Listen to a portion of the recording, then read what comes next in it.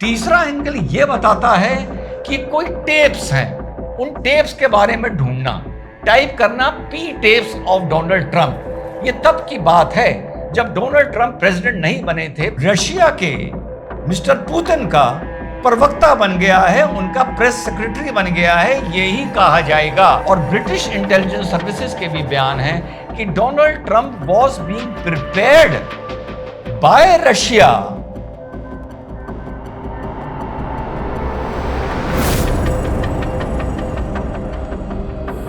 Hello, नमस्कार, सत श्री अकाल, अस्सलाम वालेकुम जनाब। तो साहब क्या क्या देखना पड़ रहा है कि यूनाइटेड स्टेट्स का प्रेसिडेंट डोनाल्ड ट्रंप रशिया के मिस्टर पुतिन का प्रवक्ता बन गया है, उनका प्रेस सेक्रेटरी बन गया है, यही कहा जाएगा। इस मुद्दे पर 2 मिनट बाद बात करेंगे। अपडेट आप लोगों के पास होगा, नहीं होगा तो शॉर्ट में बता दूं। यूक्रेन 4 एयरबेसेस पर एक सबोटेज अटैक करता है behind enemy lines. 40 plane destroy होते हैं, कहीं खबर यह भी आ रही है कि 20 प्लेन डिस्ट्रॉय हुए हैं। बहरहाल नुकसान हुआ है और रशिया को बहुत बड़ा झटका लगा है, इसमें कोई डाउट नहीं है। उसके बाद ज़ेलेंस्की कहना शुरू करते हैं, क्योंकि तुर्किया में ऑलरेडी ये बातचीत चल रही थी सीजफायर को लेके। उसके बाद ज़ेलेंस्की कहते हैं कि हम लोगों को सीजफायर की कोशिश खत्म नहीं करनी चाहिए, और इससे पहले कि रशिया कुछ अपनी बात करे या कुछ रिएक्ट करे, एक दूसरा घातक हमला होता है क्रीमिया ब्रिज पर। क्रीमिया ब्रिज क्या है? क्रीमिया ब्रिज रशिया को, अब जो यूक्रेन की लड़ाई चल रही है, 2014 में क्रीमिया को जब एनेक्स किया था रशिया ने, तो ये ब्रिज स्वयं पुतिन ने बनवाया था अपनी वहां पर एक तरह से लाइफलाइन के लिए या रसद पहुंचाने के लिए। तो इसके पिलर्स होते हैं, वहां पर एक अंडर वाटर अटैक होता है जिसमें माना जा रहा है 1000 kg एक्सप्लोजिव इस्तेमाल किए जाते हैं। लोग, आप लोगों को अक्सर ये रिपोर्ट्स आ रही हैं कि ये ब्रिज डिस्ट्रॉय हो गया है, लेकिन हकीकत ये है कि ब्रिज डिस्ट्रॉय नहीं हुआ है, डैमेज हुआ है, और बस उसमें थोड़ा सा 2-4 दिन के लिए ट्रैफिक रोका गया था, क्योंकि एक ही पिलर वहां पर डिस्ट्रॉय हुआ है। उसके बाद पुतिन सामने आते हैं और वह बताते हैं कि ये एक आतंकी हमला था और आतंकियों से किसी भी तरह का सीज फायर नहीं हो सकता, ना कोई वार्ता हो सकती है। इसके बाद लगातार रशिया के हमले यूक्रेन पर चल रहे हैं।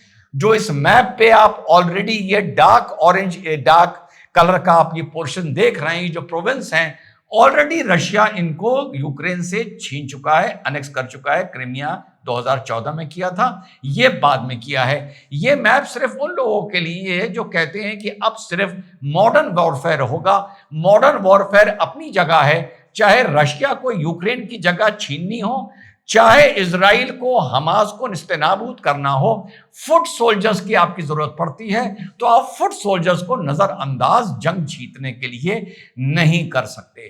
तो अब इस ब्रिज पर अटैक हो गया, तो पुतिन ने साफ कह दिया है कि भाई मैं अब कोई भी सीज फायर की बात नहीं कर सकता। और जो भी फिलहाल रशिया अटैक कर रहा है, मेरा यह मानना है कि एयर बेस और ब्रिज पर जो अटैक हुआ है, ये उसका जवाब नहीं है। उसका जो भी जवाब होगा वो वेपन्स ऑफ मास डिस्ट्रक्शन के तौर पर शायद देखने को मिल सकता है। न्यूक्लियर वॉरहेड ये यूज करेंगे, मुझे नहीं लगता है। इस बीच हम सबको चौंक गए ये जानकर कि यूनाइटेड स्टेट्स के प्रेसिडेंट डोनाल्ड ट्रंप पुतिन के प्रवक्ता, स्पोक्सपर्सन बन गए हैं। यस, 75 मिनट बात होती है डोनाल्ड ट्रंप की पुतिन के साथ। उस वार्ता को डोनाल्ड ट्रंप पब्लिक प्लेटफॉर्म पर ले आते हैं, पूरी दुनिया को बताने के लिए कि मेरी क्या बात हुई है। भाई अजीब अजीब चीजें देखने को मिल रही हैं, और उसमें वो ये बताते हैं कि पुतिन बहुत नाराज हैं और वो बदला लेकर रहेंगे। अब यहां पर एक समझ में नहीं आ रहा कि डोनाल्ड ट्रंप की क्या मजबूरी है और क्या मोहब्बत है पुतिन से। दो चीज तरफ ध्यान जाता है। एक तरफ यह ध्यान जाता है कि डोनाल्ड ट्रंप ने शपथ लेने के बाद जो नेटो को और यूरोपियन कंट्रीज को लताड़ लगानी शुरू करी, उस और यूक्रेन पर दबाव बनाना शुरू किया, तो डोनाल्ड ट्रंप ये समझ रहे थे कि यूक्रेन और NATO Nations, European Nations, France, Germany, सब उनके पैरों पर आके गिर जाएंगे और गिड़गिड़ाएंगे सुरक्षा के लिए। हकीकत यह है कि ऐसा नहीं हुआ। चाहे फ्रांस हो, जर्मनी हो, यूक्रेन हो, इन लोगों ने एक तरह से अपनी नेटो में रहते हुए एक अलग लॉबी बना ली और इन्होंने अपने बजट में, जिसका बजट 1% था, 1.5% था, सब ने ये कहा है कि अब हम अपनी डिफेंस बजट को 5% तक लेके जाएंगे and we are capable enough to handle Russia. ये जियोपॉलिटिक्स के हिसाब से, डिप्लोमेसी के हिसाब से डोनाल्ड ट्रंप के लिए अभी तक, आज के दिन तक एक बहुत बड़ा झटका साबित हुआ है, क्योंकि ना वो यूक्रेन को समझा पाया, ना वो यूरोपियन नेशंस अपने आगे गिड़गिड़ा पाया, ना ग्रीनलैंड गिड़गिड़ाने आया, ना कनाडा गिड़गिड़ाने आया, ना मैक्सिको गिड़गिड़ाने आया, और ना इससे किसी ने मदद मांगी। तो शुरू में इस बात को इस तरीके से देखा जा रहा था कि डोनाल्ड ट्रंप ही यूरोपियन कंट्रीज से अपनी डिफेंस स्पेंडिंग बढ़ाने को बोल रहा है, लेकिन जो डोनाल्ड ट्रंप के बात करने का तरीका था वो एक पार्टनर, एक अलायंस की तरह नहीं था, एक बाप की तरह था, एक दादा की तरह था। तो यूरोपियन कंट्रीज ने कहा ठीक है भाई, हम खर्च कर लेंगे, आप परेशान ना होइए, हम अपनी सिक्योरिटी भी खुद कर लेंगे, लेकिन वो इसके साथ कोई प्रिविलेज लेने के लिए या कंसेशन लेने के लिए अमेरिका के पास नहीं गए। इसको एक फियास्को माना जाता है, और यूरोपियन कंट्रीज ने ये सोचा कि यार अमेरिका तो बहुत दूर है, जो भी रशिया का कोई थ्रस्ट आएगा वो सबसे पहले हमें देखना पड़ेगा, तो हम यूएसए की बेसिस के दम पर क्यों बैठे, खुद अपनी स्पेंडिंग क्यों ना खर्च करें। वो बात अलग है कि 1/4 यूक्रेन खिसक के चला गया रशिया के पास, लेकिन जो वो लड़ा, इससे यूरोपियन नेशंस को ये लगा कि यार टेक्नोलॉजी के दम पर भी रशिया से लड़ा जा सकता है। तो इस मारे लेट्स मेक अमेरिका ग्रेट के बजाय शायद आने वाले 10 साल में हो जाए let's make Europe great again. तो Europe is becoming now self reliant, और वो अमेरिका से रिलेशन में तो है, लेकिन हां अपनी एक पोजीशन अलग जियोपॉलिटिक्स में बना रहा है। तो ही इज, डिप्लोमेसी के पॉइंट ऑफ व्यू से, he is in state of panic. तो लोगों को डराने धमकाने के लिए ये सिर्फ टैरिफ की बात डोनाल्ड ट्रंप कर रहा है। यूएस प्रेसिडेंट ने पुतिन का पॉइंट ऑफ व्यू बताया है, ये बड़ी अजीब बात है। तो पहला तो रीजन ये हो सकता है कि ने जो सोचा था डिप्लोमेसी और जियोपॉलिटिक्स में, उसको वो रिजल्ट दुनिया से या अपने अलाइज से नहीं मिल रहे हैं। दूसरा यह है कि जो भी उन्होंने ट्रांसक्रिप्ट डाली है उसमें कहीं भी ऐसी चीज उसने नहीं बताई है कि मैं पुतिन को रोकूंगा, समझाऊंगा, इस लड़ाई को रोकना पड़ेगा। या तो वो हताश हो गया है, या वो चाहता नहीं है कि ये लड़ाई रुके, और वो चाहता है कि फाइनली यूक्रेन और यूरोपियन नेशन अमेरिका के दरवाजे पर आके, उसके पैरों पर आके गिरे, और फिर वो उसका एक लार्जर देन लाइफ साइज उसका रोल बनकर सामने आए। तीसरा एंगल ये बताता है कि कोई टेप्स हैं, उन टेप्स के बारे में ढूंढना, टाइप करना P tapes of Donald Trump.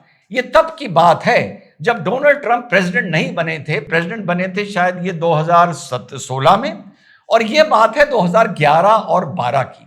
तो पी टेप्स के, PEE टेप्स के बारे में आप लोगों को ढूंढिए, आप लोगों को बड़ी इंटरेस्टिंग इंफॉर्मेशन मिलेगी कि वो टेप्स पुतिन के पास हैं जब Donald Trump before becoming the president USA के, रशिया के बहुत चक्कर लगाया करते थे।